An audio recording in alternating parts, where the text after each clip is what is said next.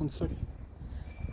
Okay, my name is Stephen Ryan. I'm a small business owner here in Vancouver, and I run multiple angles on my business. I do a small electronics repair shop, and I was doing, up until COVID, a firearms parts sales, gun shows, and everything.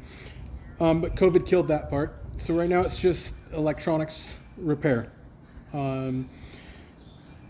Last year, the ex-Vice President, Joe Biden, signed an executive order 14036 on right to repair. The order directs the Federal Trade Commission to draft regulations that limits OEM's ability to restrict independent repairs of their products. As usual, the Federal Trade Commission has taken no action.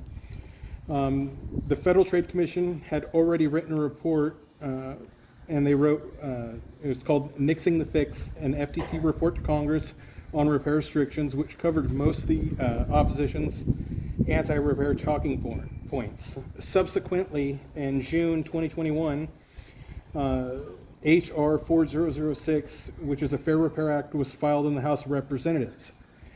I wrote Jaime. Her reply was very embarrassing. She did not even know of H.R. 4006 in September. She pretty much, I think it was her staff that wrote the response. The staff came back, said she misbriefed Jaime, and then Jaime responded back in December incoherently on this issue. The proposed bill, H.R. 4006, the Fair Repair Act, will require original equipment manufacturers, OEMs, to make diagnostics, maintenance, repair equipment available to independent repair providers, specifically for digital electronics equipment sold or used in the United States. An OEM shall make documentation, parts, and tools available to independent repair providers in a timely manner and on a fair and reasonable terms.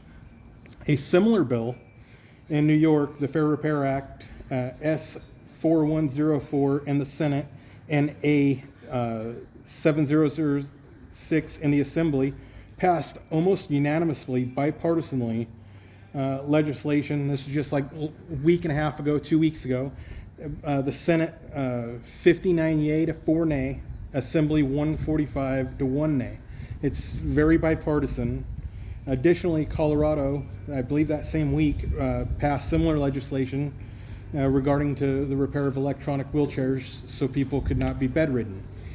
My question is, will you support the right to repair legislation at the federal level?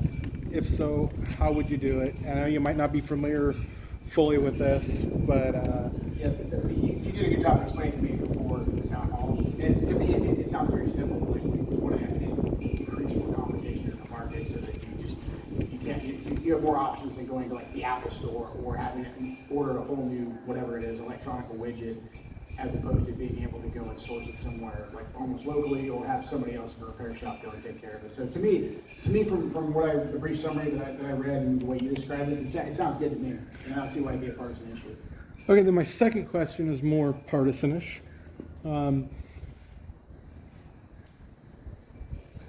How will you represent your constituents in Southwest Washington and defend liberty, if elected, to curb this practice taken by the ATF, which is legislation by opinion and interpretation?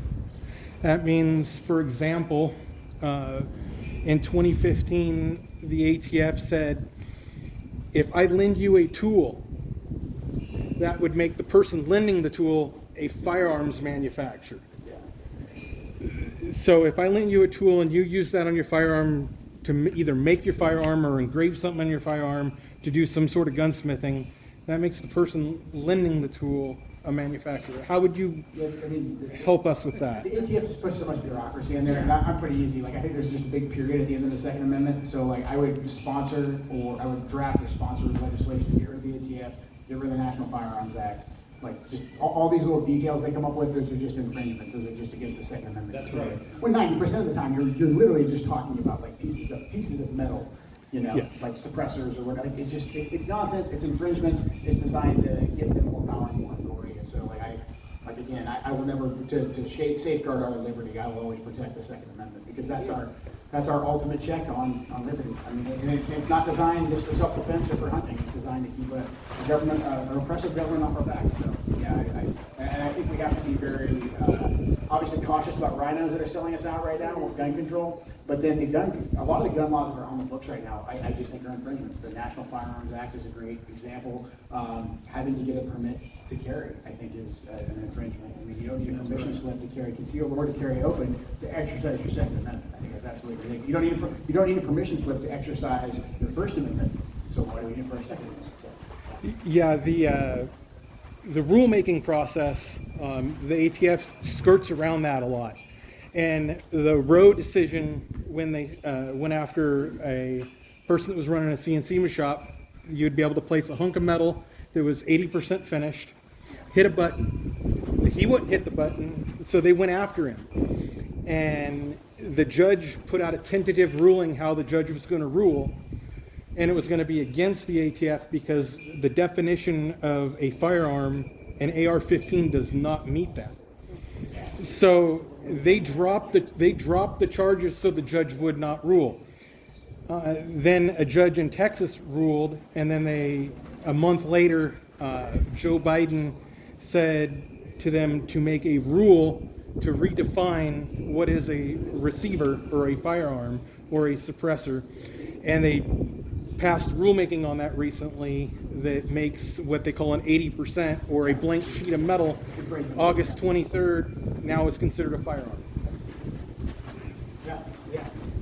It's, So let's get rid of the ATF easy. I like that. It's easy, but I think that's the solution. As opposed to playing this semantical game with them so that we can negotiate, we can barter our rights like the 14 Republicans are doing right now. We're doing barter and trade our rights. Yeah, because the judge in the Roe ruling basically said the ATF cannot just arbitrarily rule by opinion or, you know. Yeah. Anybody else have any other?